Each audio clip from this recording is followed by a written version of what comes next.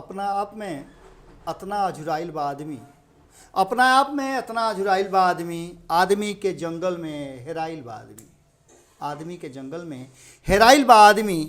आपन हार केकरा से कहे आदमी, आपन हार केकरा से कहे आदमी, नकाब वालन के फेर में पड़ के भुलाइल बा आदमी। गोड़ लागतनी हेरा से अभिनंदन बर बोलो के अपना कार्यक्रम जौना के नाम है खूटा ठोक के।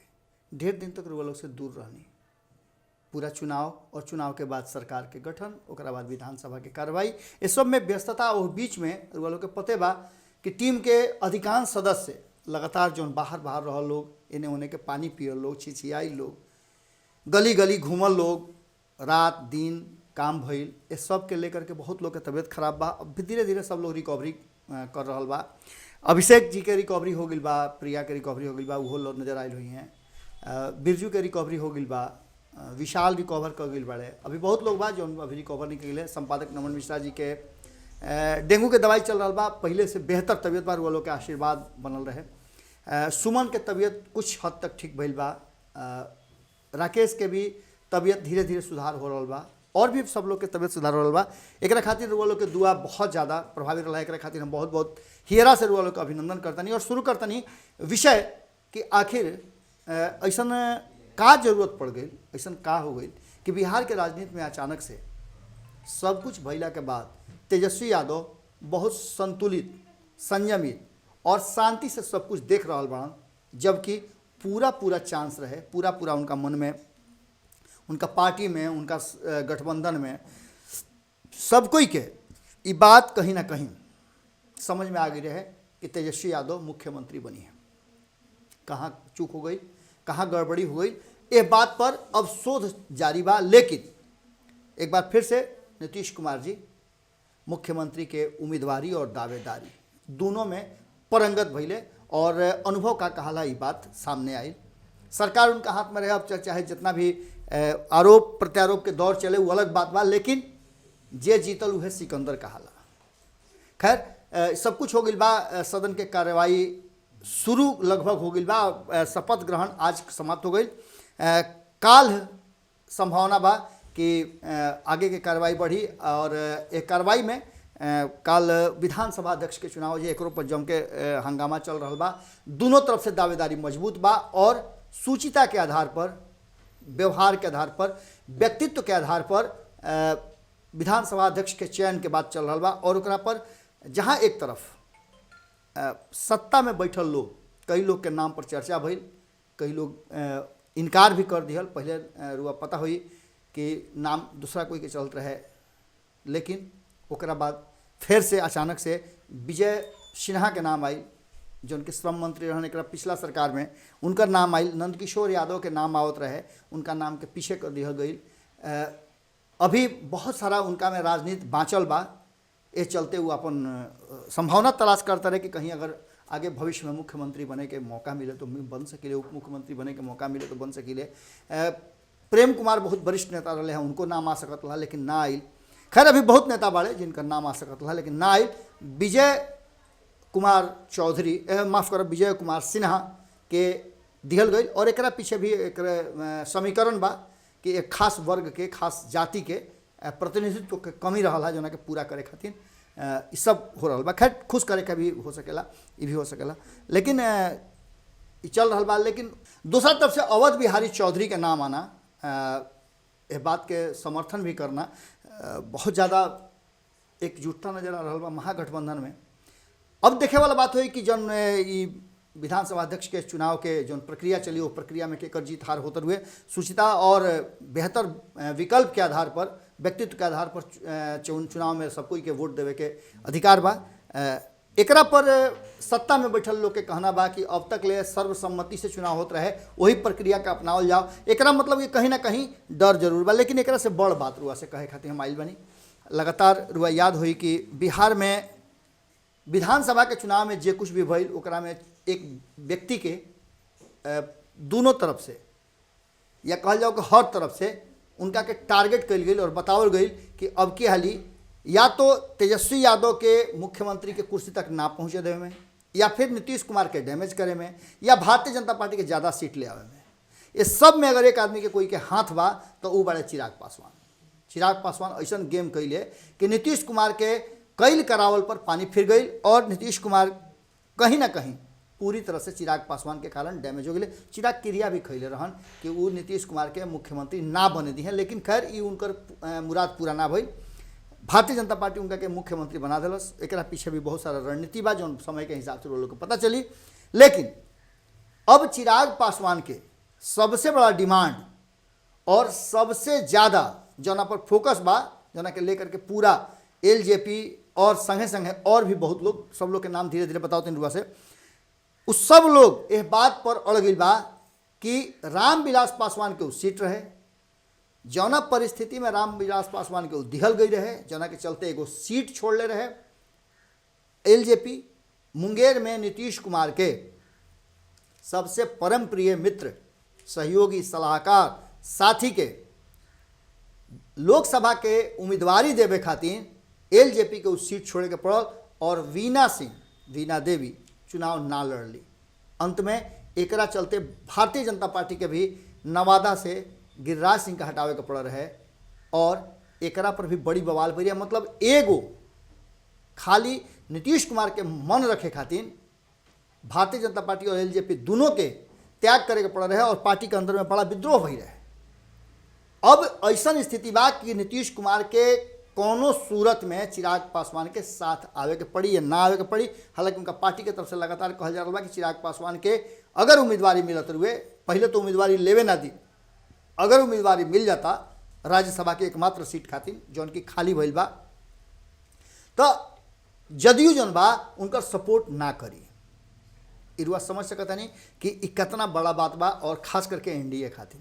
अब एकरा पर रुआ लोग से बहुत सारा खबर सुन ले, बहुत सारा बात सुन ले, लेकिन एकरा पर एगो बयान बा कि आरजेडी के तरफ से भी अब एलजेपी के उम्मीदवारी के और रीना पासवान के उम्मीदवारी के सपोर्ट हो गई बा।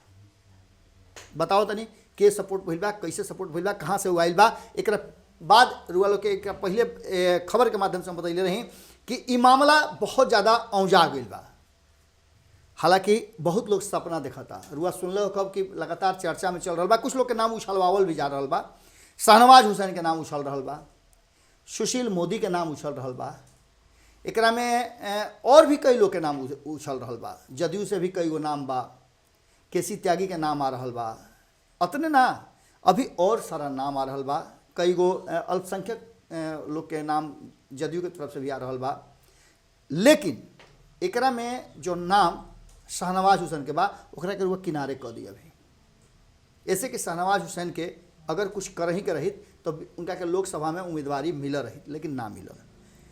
उनका पर नीतीश कुमार कुपित बारे, पहले से कुपित रहे, अभी बारे। अब आगे चलिए, आगे एगो नाम बा सुशील मोदी के। ई नाम खूब उछल रहा बा। कहल जा रहा बा कि नीतीश कुमार खातिर केंद्र में जगह ओटियावे खातिर ना देख लो कि ट्रेन व्रेन में रुआ जाए के होके तो अगर रुआ रिजर्वेशन नहीं खे तो गमछी फेंक के सीट रखाला, चाहे बस उसमें गमछी फेंक के सीट रखाला। वैसे ही सुशील मोदी दिल्ली गई हैं यही राज्यसभा सीट के माध्यम से और नीतीश कुमार खातिर गमछी फेंक के वजह सीट ओटियाई हैं। यानी कि ई रुआ मान के चली कि नीतीश कुमार के भी व्यवस्था अब केंद्र में हो रहा बा। एक मतलब बा कि नीतीश कुमार के ऐजा के सीट छोड़े के पड़ी। अब कैसे छोड़े के पड़ी, काहे छोड़े के पड़ी तो बाद के बात बा। लेकिन जो चर्चा हो रहा बा कि सुशील मोदी जई हैं और केंद्र में उनका के मंत्रालय मिली, एगो बड़ा लम्हर मंत्रालय मिली। कारण कि उनका सामंजस्य स्थापित करे खातिर खुश रखल जरूरी बा।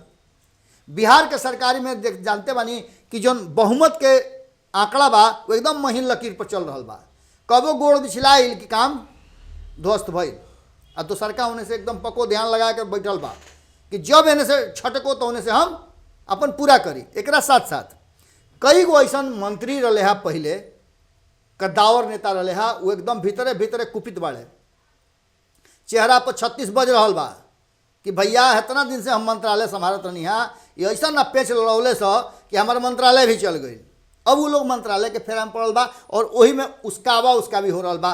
देख लो मेवालाल के इस्तीफा केहू उसको ही न होई। हालांकि उनका पता आरोप पहले ही से रहे, आरोप के ना जानते रहे, आरोप सबको जानते रहे। जब वो बनले तना खरी सुशील मोदी के पता ना रहे, पता रहे, भारतीय जनता पार्टी के पता ना रहे, सबके पता रहे, नीतीश कुमार का पता ना रहे, नीतीश कुमार के जो नाम लेके गई उनका भी ओकरा पता ना रहे। 2017 में कार्यकारी अध्यक्ष जो वर्तमान में अभी बाड़न अशोक चौधरी उनका पता ना रहे, उनके कार्यकाल में तो सारा खेल रचाई रहे। वही घड़ी तो 2017 में आरोप उनका पर लग रहे और वही घड़ी गिरफ्तारी के खातिर भागल चलत रहन। केकरा पता ना, शिक्षा मंत्री वही अशोक चौधरी रहन, के ना जानते रहे और शिक्षा मंत्रालय उनका मिला रहे।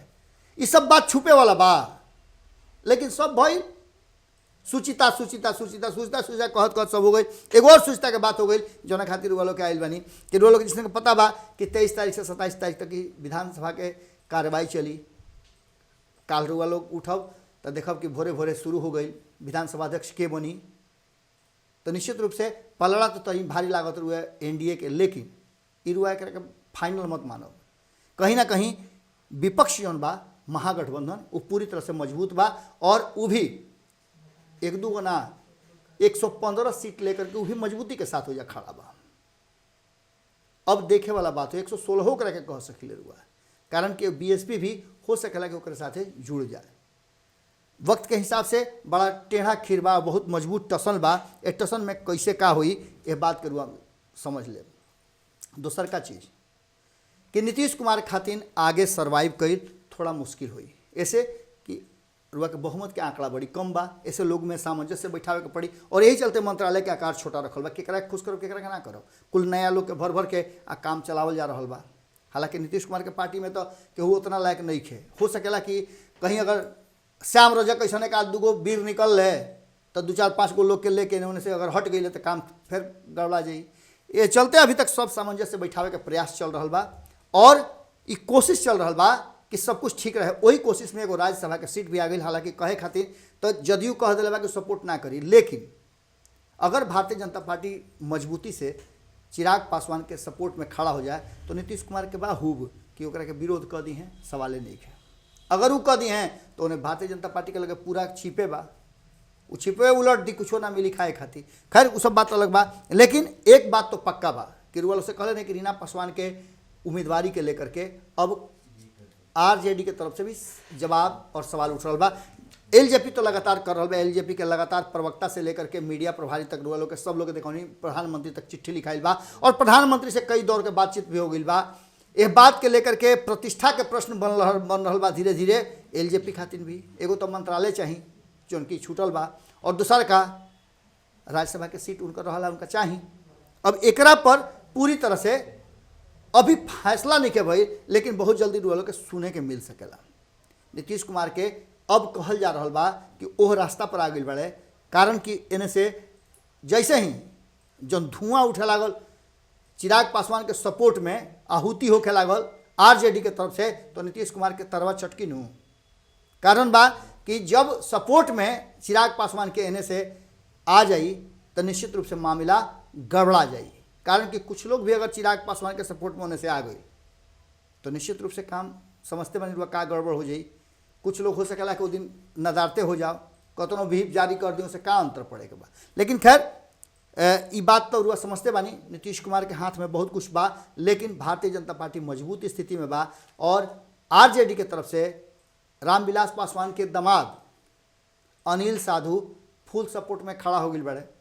और जब वो खड़ा हो गई बड़ा तो पते बा कि आरजेडी के वो SC ST के अध्यक्ष बना स्टेट के प्रकोष्ठ के, अब वो प्रकोष्ठ के अध्यक्ष बना तो निश्चित रूप से उनकर बात मानही के पड़ी। और आरजेडी धीरे धीरे कोशिश कर रहा बा कि राज्यसभा में अगर सब कुछ सहमति से हो जाए तो बढ़िया बा। हालांकि अगर जरा सा भी उठा पटक भई तो हो सकेला कि वो भी जैसे विधानसभा अध्यक्ष खातिर अपना तरफ से उम्मीदवारी खड़ा कर रहा बा वैसे ही राज्यसभा में भी खड़ा कर देवे, भंडोल हो जाए पूरा खेल। 122 गो वोट चाहिए और 122 गो वोट जुटावे के पड़ी। अब ये सब बात के लेकर के नीतीश कुमार के समझावे के समझे के प्रक्रिया शुरू हो गई बा। हो सकेला कि फिर से कहीं नीतीश कुमार के मन बदले और कुर्सी बहुत महत्वपूर्ण होला, कुर्सी पर बने रहला खातिर निश्चित रूप से समझौता हो सकेला। कहीं ना कहीं तेजस्वी यादव के खौफ बा जौन कि एक बार फिर से चिराग पासवान और नीतीश कुमार के दोस्ती बना सकेला। खूंटा ठोक में आज ये कारण कि मजबूत खूंटा बा जौना के ठोक के और के मजबूती से एकरा के संभाल के रखी, ये बहुत बड़ा बात बा। एक संगे संगे अब इस सिलसिला लगातार रुआ लोग से भोजपुरी में अपना भाषा में खबर के चालू रही। रोज रुआ लोग से यही ठेहा पर मुलाकात हुई जना के नाम खुटा ठोक के। लेकिन एगो निहोरा रुआ लोग से करता नहीं कि अपना भारत लाइव के अधिक से अधिक हित नाता गोतिया पटदार संगी सलेहर से सब्सक्राइब करवाई और संगे संगे सहयोग के भी एगो आग्रह कर जाओ। कारण कि वह जानता नहीं कि सच्चाई के लड़ाई बड़ा मुश्किल होला और सच्चाई के लड़ाई में हमने के जब निकलल बनी जा तो रुए लोग के साथ और सहयोग आशीर्वाद के साथ है। UPI नंबर दिहल बा, अगर रुआ 1 रुपया से लेकर के जितना भी रुआ इच्छा होके सहयोग कर सकीले, सहयोग करब तो निश्चित रूप से हजन टीम हमनी के बा उ रुआ लोग के साथ हमेशा 24 घंटा खड़ा बा और वैसे ही खड़ा रही। गोड़ लागत नहीं। अगर ये वीडियो पसंद आई और वह बिहार के राजनीति और बिहारियत से सरोकार रखेनी तो सब्सक्राइब बटन दबा के चैनल के सब्सक्राइब कर ली। ओजे एगो घंटी बा, ओकरा बटन दबा देला से कुल सटीक और मारक खबर रुआ मुफ्त में मिल जाई। अगर रुआ पत्रकारिता के हमनी के नया प्रयोग में सहयोग कर चाहतानी तो ज्वाइन बटन दबा दी। पेटीएम नंबर नोट कर ली 9386816700। धन्यवाद।